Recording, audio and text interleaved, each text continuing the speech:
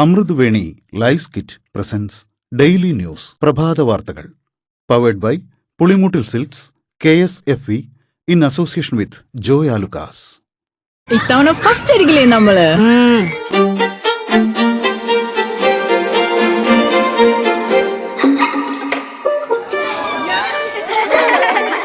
കുട്ടികൾക്കൊക്കെ പെയിൻ ശല്യം ഉണ്ടാകും. അതുകൊണ്ട് ലൈസ് കിറ്റ് ഉപയോഗിച്ച് ക്ലാസ്സിൽ വരാൻ പ്രത്യേകം ശ്രദ്ധിക്കണം. ലൈസ് കിറ്റ് ലൈസ് റിമൂവർ പെയിൻ ശല്യത്തിൽ നിന്നും ഉടനടി ആശ്വാസം. നമസ്കാരം, ഞാൻ ഡെയ്സി ബിജു. ഡെയിലി ന്യൂസിന്റെ പ്രഭാത വാർത്തകളിലേക്ക് സ്വാഗതം. ഇന്ന് ജൂലൈ 19 ഞായറാഴ്ച. ലോകം ഉറ്റുനോക്കുന്ന അർജന്റീന സ്പെയിൻ ലോകകപ്പ് ഫൈനൽ ഇന്ന് അർദ്ധരാത്രി 12:30 മുതൽ യുഎസിലെ ന്യൂജേഴ്സിയിലുള്ള മെറ്റ് ലൈഫ് സ്റ്റേഡിയത്തിലാണ് മത്സരം. കാലാവസ്ഥ മോശമായതിനാൽ സ്പെയിനിന്റെയും അർജന്റീനയുടെയും കലാശ പരിശീലനം തടസ്സപ്പെട്ടിരുന്നു. ഇന്ന് നടക്കുന്ന ഫൈനൽ മത്സരം കാണാൻ യുഎസ് പ്രസിഡന്റ് ഡൊണാൾഡ് ട്രംപ് അടക്കമുള്ളവർ എത്തും. ഫിഫ ലോകകപ്പ് ലൂസേഴ്സ് ഫൈനലിൽ ഗോൾ മഴ. ഫ്രാൻസിനെ 4-നെതിരെ 6 ഗോളിന് തോൽപ്പിച്ച് ഇംഗ്ലണ്ട് 3ാം സ്ഥാനം സ്വന്തമാക്കി. മിയാമി ഗാർഡനിലെ ഹാർഡ് റോക്ക് സ്റ്റേഡിയത്തിൽ നടന്ന ആവേശകരമായ മത്സരത്തിൽ ആദ്യ പകുതിയിൽ തന്നെ ഇംഗ്ലണ്ട് ഫ്രാൻസിനെ 4 ഗോളുകൾക്ക് പിന്നിലാക്കിയിരുന്നു.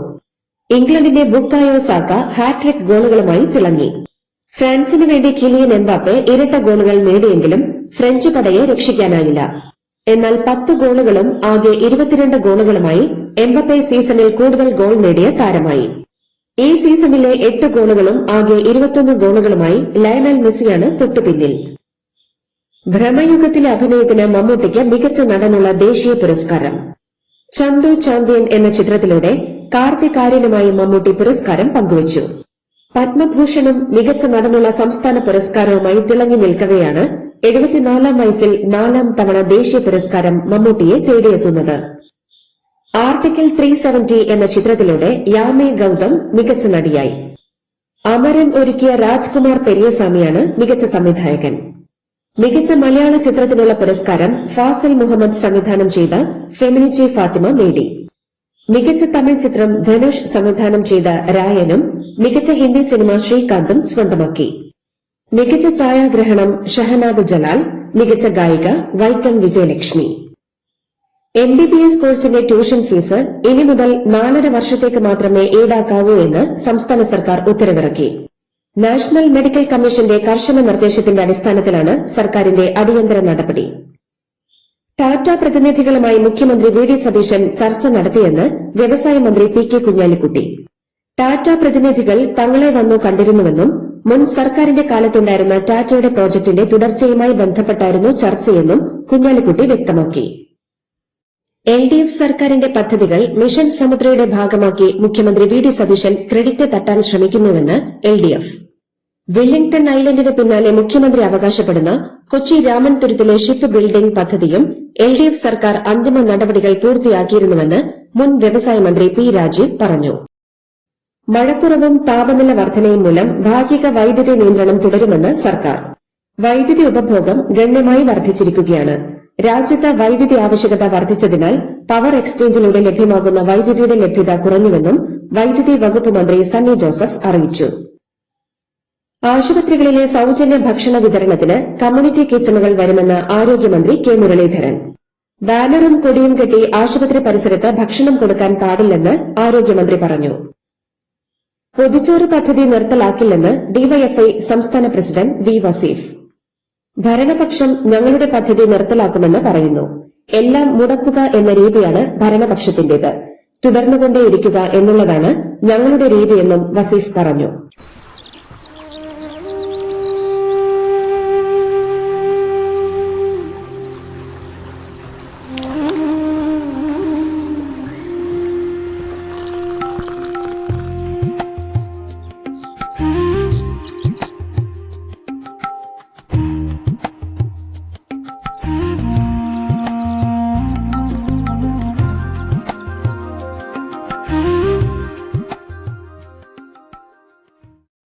സംസ്ഥാനത്ത് ലഹരി വിരുദ്ധ പ്രവർത്തനങ്ങൾ ഏകോപിപ്പിക്കാൻ സ്റ്റേറ്റ് നാർക്കോട്ടിക് കൺട്രോൾ ബ്യൂറോ സ്ഥാപിക്കാൻ അനുമതിയായെന്ന് എക്സൈസ് മന്ത്രി M ലിജു. സംസ്ഥാനത്തിന് അധിക സാമ്പത്തിക ബാധ്യത ഉണ്ടാക്കാതെ വകുപ്പിലെ നിലവിലുള്ള തസ്തികകൾ പുനർവിന്യസിച്ചും ഉദ്യോഗസ്ഥർക്ക് അധിക ചുമതലകൾ നൽകിയുമാണ് ബ്യൂറോയുടെ പ്രവർത്തനങ്ങൾ നടക്കുക. വടക്കഞ്ചേരി മണ്ണൂത്തി 6 വരി പാതയിലെ വടക്കഞ്ചേരി ഇടത് മേൽപ്പാലം അറ്റകുറ്റപ്പണികൾക്കായി വീണ്ടും അടച്ചു. തൃശൂർ ദിശയിലേക്കുള്ള 3 വരി പാതയാണ് അടച്ചത്.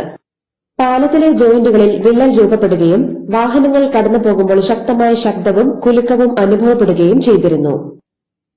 മുൻ ഗതാഗത മന്ത്രി KV ഗണേഷ് കുമാറിന്റെ ഡ്രൈവിംഗ് ലൈസൻസിൽ പേരിനൊപ്പം MLA എന്ന് ചേർത്തതിന് നടപടിക്കൊരുങ്ങി ഗതാഗത വകുപ്പ്. 18 വയസ്സിന് മുൻപ് ഗണേഷ് കുമാർ ലൈസൻസ് നേടിയ ആരോപണത്തിലും ശക്തമായ നടപടിക്ക് വകുപ്പ് നിർദ്ദേശിച്ചു. അന്വേഷിച്ച് നടപടിയെടുക്കാൻ സൌത്ത് സോൺ ഡെപ്യൂട്ടി ട്രാൻസ്പോർട്ട് കമ്മീഷണറെ ഗതാഗത കമ്മീഷണർ ചുമതലപ്പെടുത്തി.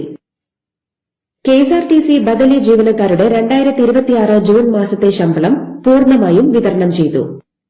6264 പേരടങ്ങുന്ന മുഴുവൻ ബദലി ജീവനക്കാർക്കുമായി 11.94 കോടി രൂപയാണ് വിതരണം ചെയ്തതെന്ന് KSRTC അറിയിച്ചു.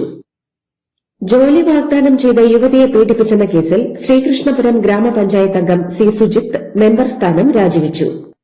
പഞ്ചായത്തിലെ 13ാം വാർഡായ രാഗം കോർണറിനെ പ്രതിനിധീകരിച്ച സുജിത്ത് വികസനകാര്യ സ്ഥിരം സമിതി ചെയർമാനായിരുന്നു. ഇക്കഴിഞ്ഞ മെയ് മാസത്തിലാണ് യുവതിയുടെ പരാതിയിൽ ശ്രീകൃഷ്ണപുരം പോലീസ് CPM അംഗമായി സുജിത്തിനെതിരെ കേസെടുത്തത്. മൊബൈൽ ഫോണിൽ AI വ്യാജ വീഡിയോയും ഓൺലൈൻ ട്രേഡിംഗ് ആപ്പും തുറന്ന വടകരയിലെ വയോധികന്റെ 1.37 കോടി രൂപ നഷ്ടപ്പെട്ടു. തട്ടിപ്പിനിരയായ വയോധികൻ സൈബർ പോലീസിൽ പരാതി നൽകി.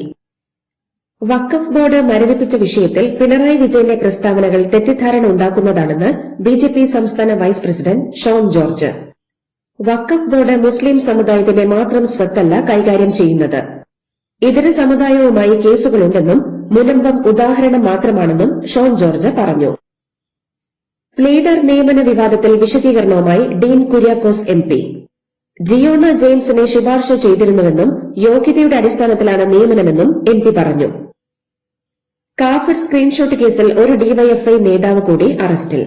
DYFI നേതാവായ അമലിനെയാണ് SIT അറസ്റ്റ് ചെയ്തത്. DYFI വടകര ബ്ലോക്ക് കമ്മിറ്റി അംഗവും CPM കണ്ണങ്കുഴി ബ്രാഞ്ച് അംഗം കൂടിയാണ് അമൽ. തിരുവനന്തപുരത്ത് മരിച്ച കോടതി ജീവനക്കാരി രഞ്ജിതയുടെ മുറിയിൽ നിന്നും ആത്മഹത്യാക്കുറിപ്പ് കണ്ടെടുത്തു. ജോലിസ്ഥലത്തെ സമ്മർദ്ദമാണ് ആത്മഹത്യയ്ക്ക് കാരണമെന്നാണ് കുറിപ്പിലുള്ളത്. കോട്ടയം മെഡിക്കൽ കോളേജിലെ സ്കിൻ ബാങ്കിന് ചർമ്മം ദാനം ചെയ്ത ആഷിക് വിജയന് ആദരാഞ്ജലികൾ അർപ്പിച്ച് മുൻ ആരോഗ്യമന്ത്രി വീണ ജോർജ്. വേർപാടിന്റെ വേദനയിലും അതിന് സന്നദ്ധരായ കുടുംബത്തോട് മുൻ മന്ത്രി നന്ദിയും ആദരവും അറിയിച്ചു.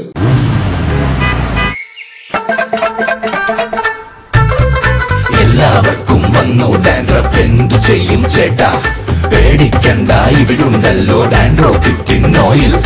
ഉടനടി മാറും താരൻ, ഉപയോഗിക്കൂ വേഗം. അമൃത്വേനി ഡാൻഡ്രോക്വെറ്റ്, ദി അൾട്ടിമേറ്റ് ഡാൻഡ്രഫ് സൊല്യൂഷൻ. ഗുജറാത്തിൽ പടക്ക നിർമ്മാണശാലയിലുണ്ടായ സ്ഫോടനത്തിൽ 8 പേർ മരിച്ചു. അപകടത്തിൽ 9 പേർക്ക് ഗുരുതരമായി പരിക്കേറ്റു. അഹമ്മദാബാദിലെ വസ്ത്രാൽ മേഖലയിലെ ടാലന്റ് ഫയർ വർക്ക്സ് പടക്ക നിർമ്മാണശാലയിലാണ് സ്ഫോടനമുണ്ടായത്. ISROയിലെ ശാസ്ത്രജ്ഞരുടെ കൂട്ടരാജിയിൽ വിശദീകരണവുമായി ശാസ്ത്ര സാങ്കേതിക വകുപ്പിന്റെ സ്വതന്ത്ര ചുമതലയുള്ള കേന്ദ്രമന്ത്രി ജിതേന്ദ്ര സിംഗ്. ശാസ്ത്രജ്ഞരുടെ രാജി ഭരണപരമായ കാരണങ്ങളാലാണെന്നും അല്ലാതെ വലിയ പ്രശ്നങ്ങളെ സൂചിപ്പിക്കുന്നതല്ലെന്നും കേന്ദ്രമന്ത്രി പറഞ്ഞു. പാർലമെന്റിന്റെ വർഷകാല സമ്മേളനത്തിന് മുന്നോടിയായി പ്രതിപക്ഷ പാർട്ടികളുടെ സംയുക്ത തന്ത്രം രൂപീകരിക്കാൻ തിങ്കളാഴ്ച വിളിച്ചു ചേർത്ത ഇന്ത്യ സഖ്യത്തിന്റെ യോഗത്തിൽ കടുത്ത അനിശ്ചിതത്വം. കോൺഗ്രസ് അധ്യക്ഷൻ മല്ലികാർജ്ജുൻ ഖർഗെ നേരിട്ട് ക്ഷണിച്ചിട്ടും യോഗത്തിൽ പങ്കെടുക്കുമോ എന്ന് ഭൂരിഭാഗം സഖ്യകക്ഷികളും അറിയിച്ചിട്ടില്ല. കർണാടകയിൽ വരൾച്ച നേരിടാനുള്ള കർമ്മ പരിപാടികൾ ആലോചിക്കാൻ തിങ്കളാഴ്ച അടിയന്തര മന്ത്രിസഭാ യോഗം വിളിച്ച് മുഖ്യമന്ത്രി DK ശിവകുമാർ. വരൾച്ച പ്രതിരോധ പ്രവർത്തനങ്ങൾ, ദുരിതം കാരണം ജനങ്ങളുടെ പലായനം എന്നിവ യോഗത്തിൽ വിലയിരുത്തും. പശ്ചിമബംഗാളിൽ തൃണമൂൽ കോൺഗ്രസിന്റെ ഓഫീസ് കെട്ടിടം പൊളിച്ചു നീക്കുന്നു. തൃണമൂൽ ദേശീയ സെക്രട്ടറിയും MPയുമായ അഭിഷേക് ബാനർജിയുടെ അംതാലയിലെ 5 നിലകളുള്ള ഓഫീസ് കെട്ടിടമാണ് പൊളിച്ചു നീക്കുന്നത്. ഉത്തർപ്രദേശിലെ വാരണാസിയിൽ അർദ്ധനഗ്നനായി തെരുവിലൂടെ ഓടി നടന്ന് നിരവധി വീടുകളിലേക്ക് ഓടിക്കയറി സാധനങ്ങൾ വലിച്ചെറിയുകയും വീട്ടുകാരെ കടിക്കാൻ ശ്രമിക്കുകയും ചെയ്ത വിദേശ പൌരനെ പിടികൂടി പോലീസിലേൽപ്പിച്ചു. ജന്തർ മന്ദറിൽ നിരാഹാര സമരം നടത്തിവന്ന സോനം വാങ്ചുക്കിനെ അറസ്റ്റ് ചെയ്ത് നീക്കിയ കേന്ദ്ര സർക്കാർ നടപടി ജനാധിപത്യ വിരുദ്ധമെന്ന് കോൺഗ്രസ് നേതാവ് രാഹുൽ ഗാന്ധി. നീറ്റ് പരീക്ഷ ചോദ്യപേപ്പർ ചോർച്ച, CBSE പരീക്ഷ മൂല്യനിർണ്ണയ പിഴവുകൾ എന്നിവയുടെ പേരിൽ കേന്ദ്ര വിദ്യാഭ്യാസ മന്ത്രി ധർമ്മേന്ദ്ര പ്രധാന്റെ രാജി ആവശ്യപ്പെട്ട് കോക്രോച്ച് ജനതാ പാർട്ടിയുടെ ജന്തർ മന്ദറിലെ പ്രതിഷേധത്തിൽ ആദ്യമായാണ് രാഹുൽ പ്രതികരിച്ചത്. ജോർദാനിലെ US സൈനിക താവളത്തിനു നേരെ ഇറാൻ നടത്തിയ ബാലിസ്റ്റിക് മിസൈൽ ഡ്രോൺ ആക്രമണങ്ങളിൽ 2 US സൈനികർ കൊല്ലപ്പെട്ടു. ഒരു സൈനികനെ കാണാതായി. ഇറാന്റെ മിസൈലുകളെ പ്രതിരോധിക്കുന്നതിനിടയിലാണ് സൈനികർക്ക് ജീവൻ നഷ്ടമായത്. US പ്രസിഡന്റ് ഡൊണാൾഡ് ട്രംപിനും കുടുംബത്തിനുമെതിരെ വീണ്ടും ഇറാന്റെ വധഭീഷണി.